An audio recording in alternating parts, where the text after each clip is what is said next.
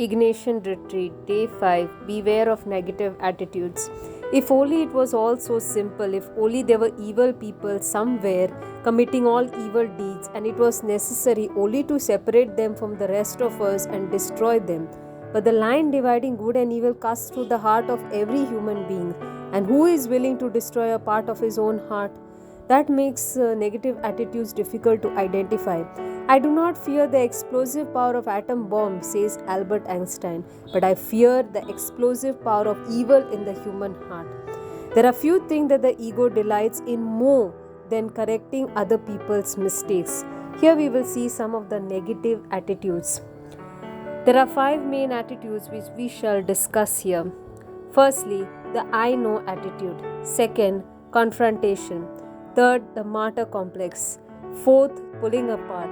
And fifth is pessimism. I know attitude. I know everything about everything. I know that person through and through. They will never change. They are always like that. All these attitudes are rooted in deep pride and stereotyping of the other person. In the Bible, in Mark chapter 6, verses 1 to 6, we have the narrative of Jesus visiting his hometown accompanied by his disciples. When the Sabbath came, he began to teach in the synagogue, and many who heard him were amazed. Where did this man get these things? They asked. What's this wisdom that has been given him that he even does miracles? Isn't this the carpenter? Isn't this Mary's son and the brother of James, Joseph, Judas, and Simon? Aren't his sisters here with us? And they took offense at him. The know-it-all attitude brings lots of offensiveness and a resistance towards the person who has this attitude, and in the end that person can feel isolated. Second negative attitude, confrontation. Gossip and backbiting. Everyone else knows about the situation except the concerned person. They are pushed out and kept aside and isolated. Inferiority complex. In the Bible, we see this situation in Mark chapter 10, verses 41. When the 10 heard that James and John wanted the places at the left and right of Jesus, they became indignant about them and they were angry with them. So confrontation can result in lots of bitterness in community. Third negative attitude, the martyr complex. I am the only one doing it. No one else is concerned. My commitment seems to be dependent on the commitment of others. I have ulterior motive, lack of focus of why I am doing this task, losing the love I had at first, trying to compare myself with others, feeling a victim, a martyr. In the Bible, Martha shows the martyr complex in the incident where Jesus comes to their house as a host and she is busy preparing the meal and finds that her sister is sitting at Jesus' feet and not helping her. And she complains about her sister and tells the Lord to please send her to the kitchen to help her. And then the Lord answered and said, Martha, Martha, you are worried and troubled about many things, but one thing is needed. Mary has chosen that good part which will not be taken away from her. In the last chapter of John 21, Jesus speaks to Peter about do you love me? And he fall and come and feed my sheep. And then Peter will ask, what about him, the one you loved the most? But Jesus tells him, if it is my will that he remain until I come, what is that to you?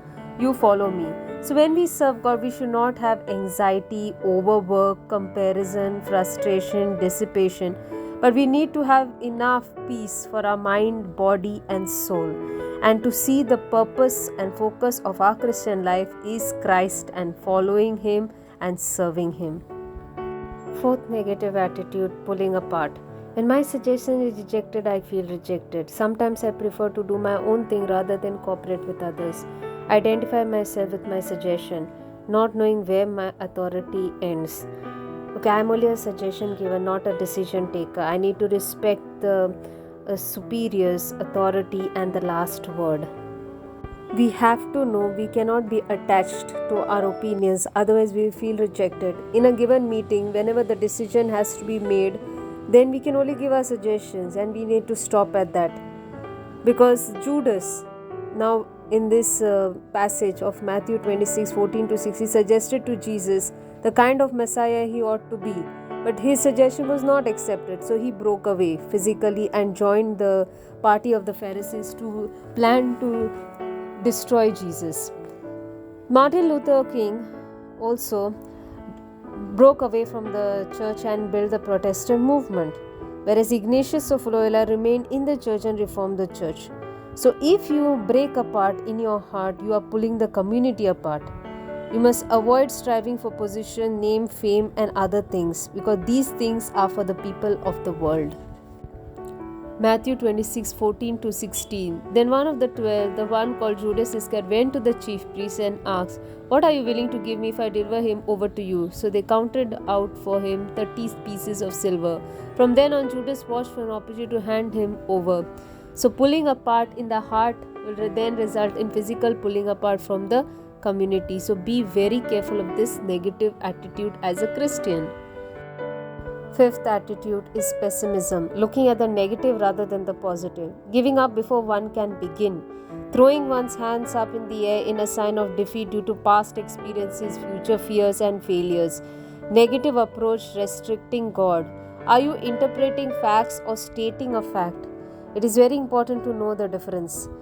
When we look at a white wall, are we always checking for black spots? Pessimism does not allow us to grow in life. In the Bible, Matthew 14, verses 17, we see the disciples are very pessimistic when Jesus is asking them what do they have to feed the multitudes. They say, "We have here only 5 loaves of bread and 2 fish." In the Gospel of John chapter 3 verses 4, we have the incident of Nicodemus visiting Jesus at night. Even though Nicodemus was a very influential man and considered an important member of the temple, yet he was very pessimistic about Jesus' teachings. Nicodemus said unto him, "How can a man be born when he is old? Can he enter the second time into a mother's womb and be born? How can this be? How can this be?" And other such questions shows his pessimistic attitude. After visiting all the 5 attitudes, let us now look once again and revisit the first attitude, I know attitude, which is the most dangerous attitude, very close to Satan, the seeker of knowledge, the most brightest angel and the fallen angel of all. Lucifer desired to be like God, to know everything, and he put the same temptation of knowledge into human beings.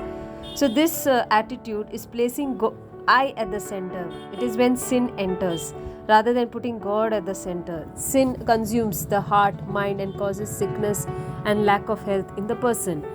This I know attitude, as we can see, is at 3 levels. Level 1, I know everything about anything. Every time we attend talks, seminars, and other meetings, the danger is we are not listening. We stop learning. As we grow older, we think we know everything. More things there are in heaven and earth than we have dreamt of in all the philosophies of this world. So we need to be interested. We need to take notes, and we need to learn from the old as well as the young. Level 2, I know that person through and through. They will never change. Such is an attitude of generalization, universalization, looking at each day with fresh eyes and not looking at it with the old baggage and putting labels about perceptions, impressions. See the beauty of the person. How do I know what's in your pockets? We cannot know the person. It is the negative stories we are telling about these people which disturb us. Level 3, they are always like that, stereotyping culture and the personality of people. Where are you from? All are from heaven. Make the person free when they speak to you. Praise the person for their good deeds and the goodness of their culture. Never stereotype people, because there is goodness everywhere, because everyone is created the image and likeness of God. There is an interesting narrative in the Gospel of Luke chapter 9 verses 57 and 6 to 62. These are the potential followers of Jesus and what was their attitude towards the call. There was one person who said, "Lord, I would like to follow you wherever you go." But Jesus said, "Foxes have their own, birds of the air have the nest, Son of Man has nowhere to lay." So this is an impulsive follower. Okay, he does not think much but just wants to follow Jesus. The second man had a condition. He would like to follow Jesus, but first he wanted to bury his father. So he was a procrastinator. He postponed the call for Jesus. And the third man said, Lord, I will follow you, but first let me go to my home and give farewell to my house. So he was a wavering person. He could not put his priority first for the kingdom of God. And Jesus said to him, the one who has set his hand on the plow cannot look back, and so he becomes unfit for the kingdom of God. So, what kind of a person or a follower I am? Am I impulsive, procrastinator, wavering, or a firm follower of Christ? Let us conclude with the Our Father who art in heaven, hallowed be thy name, thy kingdom come, thy will be done, on earth as it is in heaven. Give us this day our daily bread, and forgive us our trespasses, as we forgive those who trespass against us. And lead us not into temptation, but deliver us from evil. Amen. Glory be to the Father, and to the Son, and to the Holy Spirit, as it was in the beginning, is now, and ever shall be, world without end. Amen.